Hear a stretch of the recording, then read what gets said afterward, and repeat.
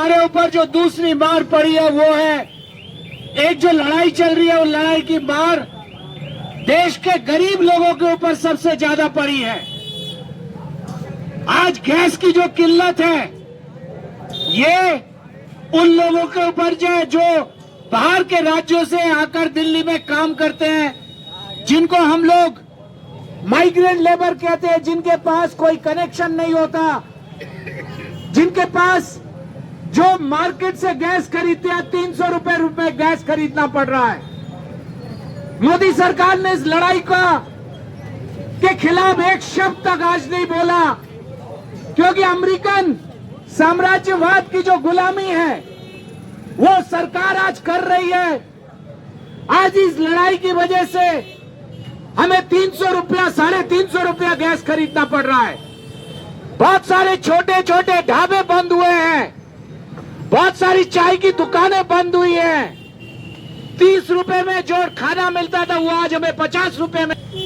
Covid जैसे एक परिस्थिति बन रही है जहां पर जो है गैस हमें बाजार से खरीद के लेना पड़ता है, लेकिन सरकार लगातार इस बात को कह रही है कि गैस की कोई समस्या नहीं है। लेकिन आप दुकानों में जाइए, आप गैस की बुकिंग एजेंसी में जाइए, गैस की बुकिंग एजेंसी में बुक नहीं होता है। रात के 10 बजे के बाद गैस बिकता है 300 रुपए में। सरकार कहाँ है? न दिल्ली की सरकार दिखती है, न केंद्र की सरकार दिखती है मजदूरों को राहत दिलाने के लिए। आप छोटी कॉलोनी में जाइए, बहुत सारी दुकानें बंद हो रही हैं, बहुत सारे ढाबे चाय की दुकानें बंद हो रही हैं। दूसरी मार जो 1 अप्रैल से जो श्रम कानून की बाहर आ रही है 1 अप्रैल से, कि 8 घंटे काम की जगह 10 घंटे काम, तनख्वाह वही मिलेगी 8 घंटे की तनख्वाह, लेकिन काम करना पड़ेगा 10 घंटा।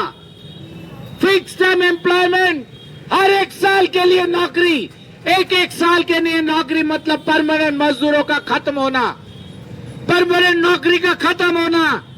आप अग्निवीर की योजना को समझते हैं, डिफेंस में 4 साल की नौकरी होती है, सरकार उसको 1 साल की नौकरी प्राइवेट उद्योग में ला रही है। फिक्स टर्म एम्प्लॉयमेंट, एक साल की नौकरी। श्रम कानूनों के तमाम पहलू को खत्म किया जा रहा है, ईएसआई को खत्म किया जा रहा है, बोनस को तो पहले ही खत्म कर दिया गया। बोनस कानून को पहले से भी खत्म कर दिया गया है। फिक्स टर्म एम्प्लॉयमेंट के जरिए से सरकार कह रही है कि हर 1 साल ग्रेच्युटी मिलेगी।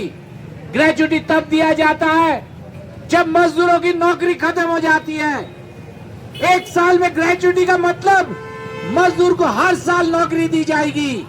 जो परमानेंट मजदूरों के लिए खतरा है, परमानेंट मजदूरों के ऊपर तलवार लटक रही है कि हर साल उसको जो है अपॉइंटमेंट लेटर साइन करना पड़ेगा।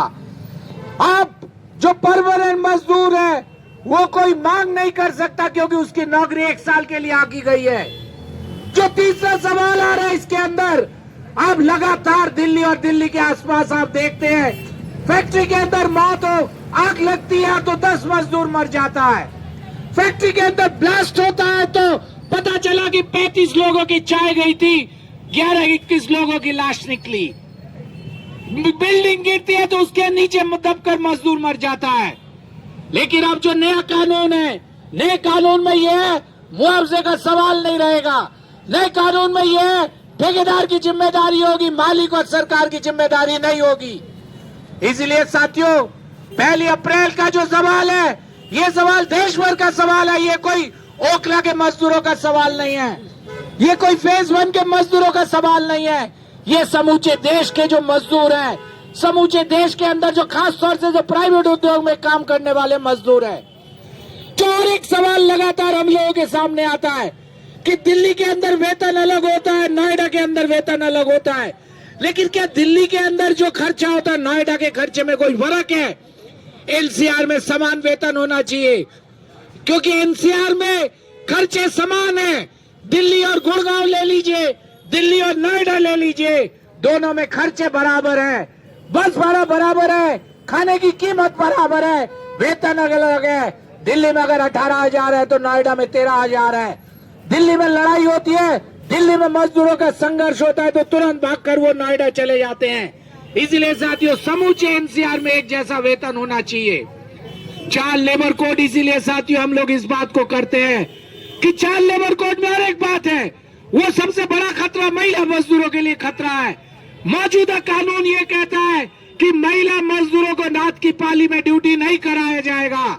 जो 4 लेबर कोड कहता है महिला मजदूरों को रात की पाली में ड्यूटी करना पड़ेगा, उसके लिए चॉइस होगा कि ड्यूटी करे या ना करे। लेकिन क्या हिंदुस्तान की हकीकत है, क्या कोई महिला या पुरुष ये कह सकता है कि मैं रात को ड्यूटी नहीं करूंगा?